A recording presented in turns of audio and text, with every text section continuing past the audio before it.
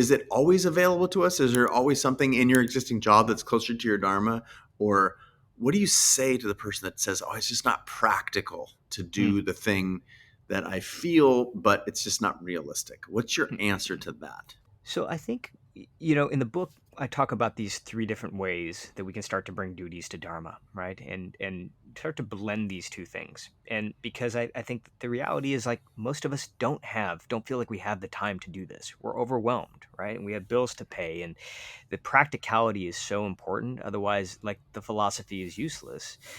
The first way I think is the one that we're probably the most familiar with, which is like what some of us might call the side hustle, right? I mean, it's finding little pockets of time, right, throughout your day where you can start to engage with this thing that you love. So Toni Morrison, writer, Nobel Prize winner, was like a single mom, and she was completely overwhelmed. But what she started to do is get little scraps of paper. Like literally, anytime she had a little bit of time, she was like writing on little scraps of paper. And those little scraps of paper ended up turning into paragraphs, eventually pages, eventually chapters, eventually Nobel Prize winning literature, right? I think that's the style that like a lot of us are familiar with because we've heard so much about the side hustle. But it's important. Like my wife and I talk about this. We like we have this loving relationship, but the fact is that we spend like that, sometimes like 10 minutes a day of truly connected time with one another. We have two kids, right? Like and it's like we feel like we're scrambling. She's got a full-time job, I've got a full-time job, and it's just like we don't have time. But what we make sure of is that we have 10 minutes before the kids wake up and go berserk. The two of us sit down, have a cup of coffee together, and that time and that heartbeat of doing that on a daily basis is what forms our relationship, right? And I think that the same is true about Dharma. Having a loving relationship with your Dharma is much more about being full-hearted than it is about being fully scheduled, right? Mm. So to me, that means being present in some small way and having a touchstone in some small way with your Dharma each day. That's how it works. And again, it can just be for a few minutes. The second is this idea of how do we bring Dharma to our duties? How do we actually start to take like this Yeah. thing that we love, right, and actually bring it into our duties? So this is the story of the accountant who really loved art and had sort of the side hustle thing going. He would paint in his garage, but he's like, wait a second, I'm spending half of my waking life at the job, and I feel like I have these boundaries here where I'm bringing none of this essence of me as an artist into my job. And so, what he decides to do is he starts to bring graphs to his presentation. He starts to get to the whiteboard a lot more often, draws diagrams for his clients, just starts to express this part of himself in some small way. And I know it sounds minor. I know it sounds like, well, that's not going to do much, but it does a lot because you can actually start to embody this persona.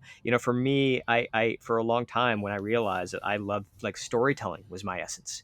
I didn't know, like I'm in a tech job like that. There's nothing to do with storytelling. I work for a consulting firm, but what I started to do was I literally wrote "You are a storyteller" on a piece of paper, and I carry that in my pocket wherever I go. Right, and just carrying that piece of paper in my pocket, it would just remind me that, like, hey, yeah, your LinkedIn profile says tech consultant, which is the opposite of storytelling in a lot of ways.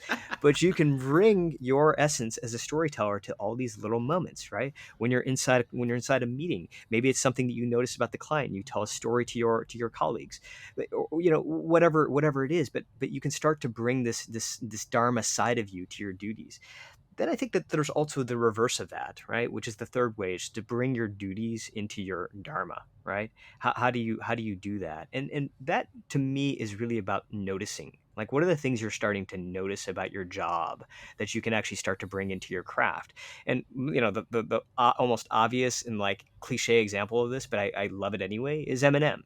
Right, like Eminem worked in an assembly line. He worked at the assembly line that was a few miles down from down to the house where I grew up in Detroit, and like he would basically like pay attention to the noise, to the clanks of the metal, to the way the machinery was working, to the beats that he was hearing, and he would take that and he would bring it into his music. Right? He was constantly carrying around a notepad and he was constantly writing things down.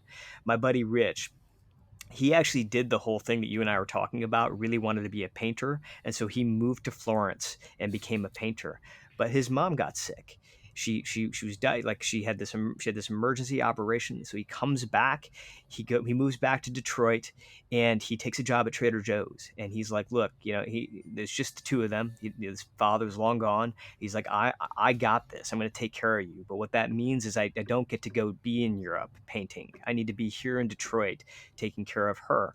So he's at Trader Joe's, and what he decides to do is he starts to really kind of tune into the objects and experiences that he's seeing at Trader Joe's, and he would take those experiences back home. And so he would literally paint, like, what was the look on the little kid's face when they saw like the new Christmas cookies unveiled, and he would paint that, and he would start to like bring his duties into his Dharma, and eventually start to bring his Dharma back into his duties. Trader Joe's asked him to like paint a mural in their newest store. And so fusing these two things together, I think is an even more powerful way than sort of segmenting, because I think we've been told to sort of segment. And if you have a life that doesn't really match your job, then let's separate those two things. And you have this side hustle, and you do that. But maybe there's another way, which is like, gosh, we spend so much time at our job, we spend so much time at our work. Is it necessary that our job title and our identity need to match one another? I don't think so.